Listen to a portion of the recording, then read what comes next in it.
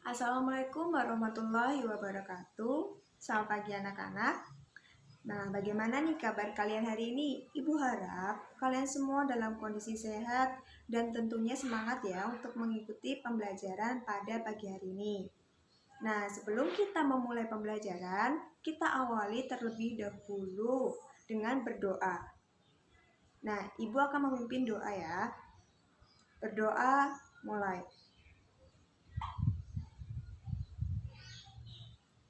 Berdoa cukup. Nah, anak-anak, hari ini kita akan belajar tema 3, subtema 1 pembelajaran pertama. Nah, kalian bisa buka buku tema masing-masing. Nah, di sini Ibu ingin bertanya kepada kalian.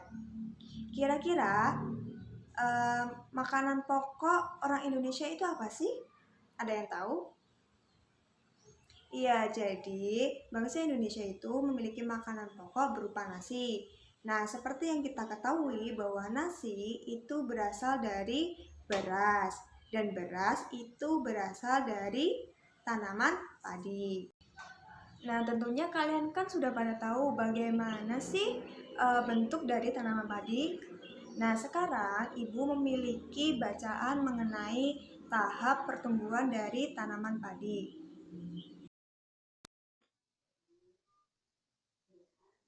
Padi adalah tanaman yang sangat penting di Indonesia.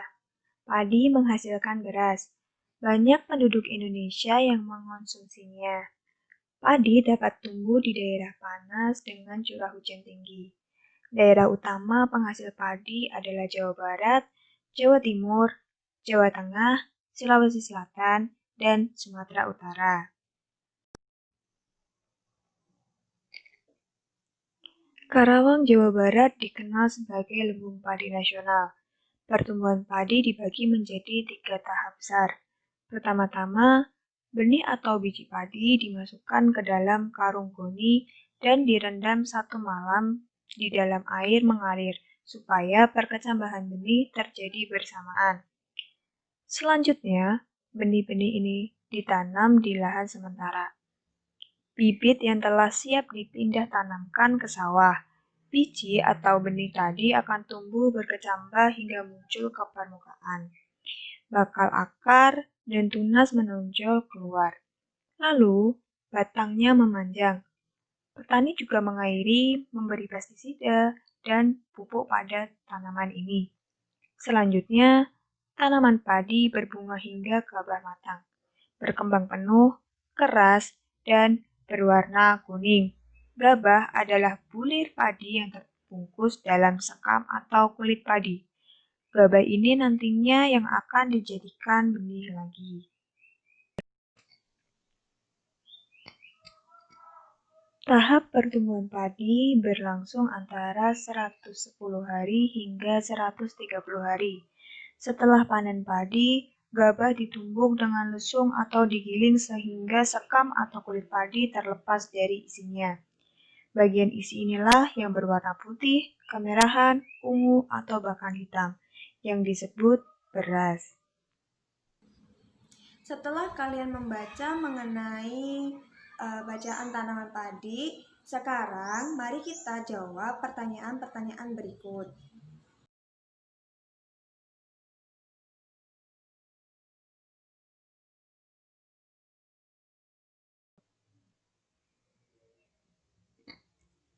Jawablah pertanyaan berikut. Apa isi bacaan di atas? Isi bacaan di atas yaitu tentang tahap pertumbuhan tanaman padi. Lalu, yang kedua, mengapa tanaman tersebut penting bagi masyarakat Indonesia? Jawabnya, tanaman padi penting bagi masyarakat Indonesia karena sebagian besar masyarakat Indonesia mengkonsumsi nasi sebagai makanan pokok. Lalu pertanyaan yang ketiga, di mana tanaman tersebut dapat tumbuh? Padi dapat tumbuh di daerah panas dengan curah hujan tinggi. Lalu pertanyaan yang keempat, berapa lama proses tanaman tersebut tumbuh? Proses tanaman padi tumbuh antara 110 hari hingga 130 hari. Lalu pertanyaan yang terakhir, apa yang dimaksud dengan gabah?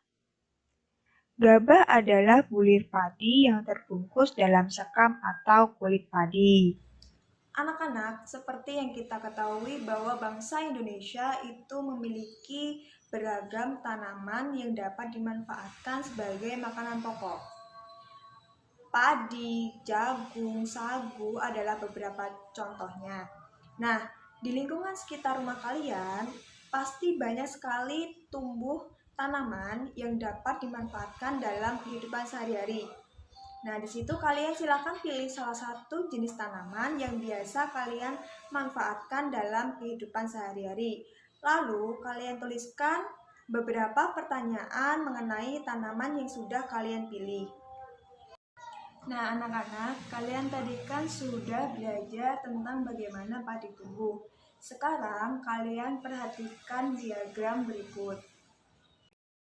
Berikut ini merupakan diagram tahapan pertumbuhan tanaman padi. Berdasarkan diagram tersebut, bagian mana yang paling penting, mengapa, dan bagaimana jika bagian tersebut mengalami masalah?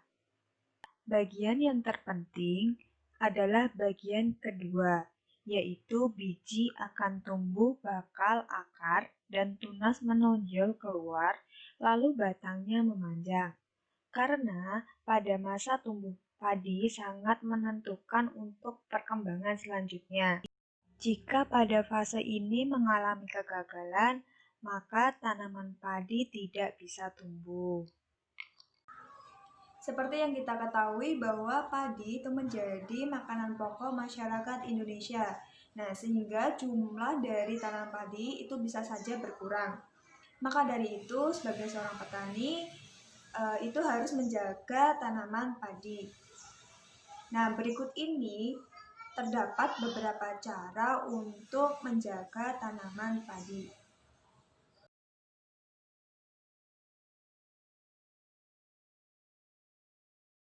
Cara untuk mempertahankan padi tetap dapat dinikmati masyarakat Indonesia.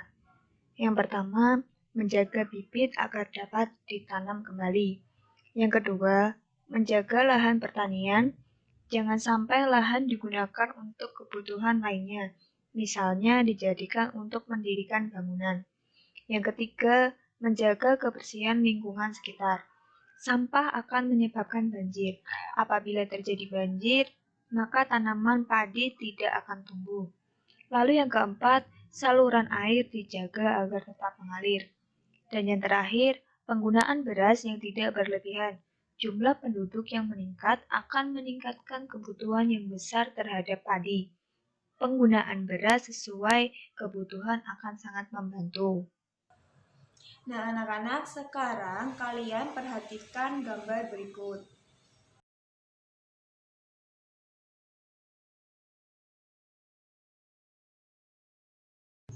Setelah kalian mengamati gambar, silahkan kalian tulis sedikitnya 5 pertanyaan mengenai gambar yang sudah kalian amati.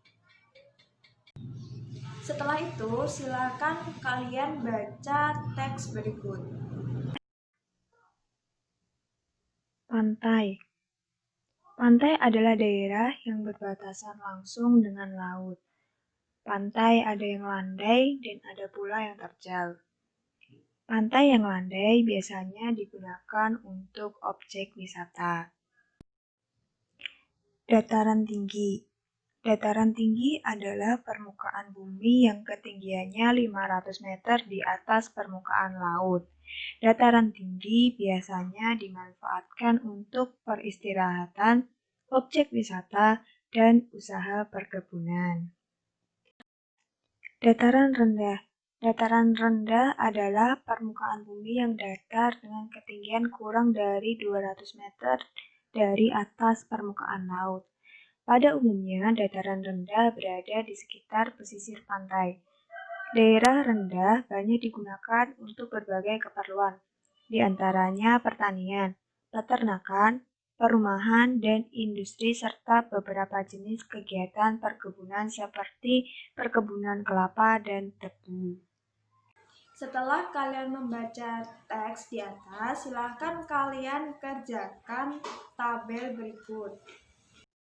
Di sini, Ibu akan mencontohkan bagaimana cara mengisinya. Ibu akan mengambil contoh pada dataran tinggi. Nanti kalian silakan melengkapi untuk bagian pantai dan dataran rendah. Nah, untuk dataran tinggi, ciri-cirinya yaitu ketinggiannya di atas 500 mdpl.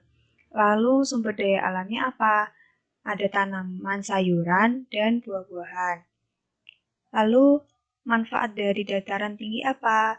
Biasanya dimanfaatkan sebagai tempat peristirahatan, objek wisata, dan perkebunan. Untuk mata pencaharian penduduk di dataran tinggi biasanya yaitu sebagai petani dan sebagai pekebun. Nah, selanjutnya silakan kalian tulis pertanyaan-pertanyaan tentang karakteristik alam dari tumbuhan yang sudah kalian pilih. Nah, pertanyaan tadi bisa kalian gabungkan dengan pertanyaan-pertanyaan sebelumnya. Nah, anak-anak, Ibu rasa pembelajaran hari ini kita cukupkan. Nah, tadi kan kita sudah belajar mengenai apa saja? Nah, yang pertama, kita sudah belajar mengenai identifikasi masalah keseimbangan untuk menjaga keberadaan dari tumbuhan. Lalu yang kedua, kita sudah mempelajari mengenai karakteristik bentang alam. Lalu yang terakhir, kita juga sudah belajar mengenai bagaimana membuat daftar pertanyaan. Nah, sebagai tindak lanjut dari pembelajaran hari ini, silahkan kalian kerjakan tugas berikut.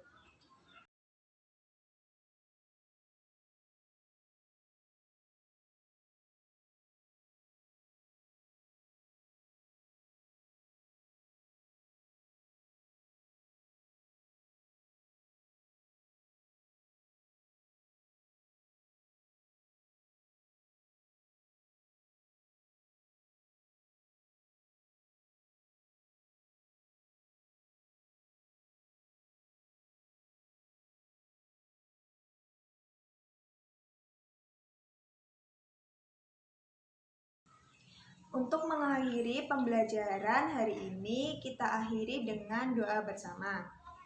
Berdoa, mulai. Berdoa, cukup. Terima kasih, semoga ilmu yang Ibu berikan bermanfaat bagi kalian. Wassalamualaikum warahmatullahi wabarakatuh.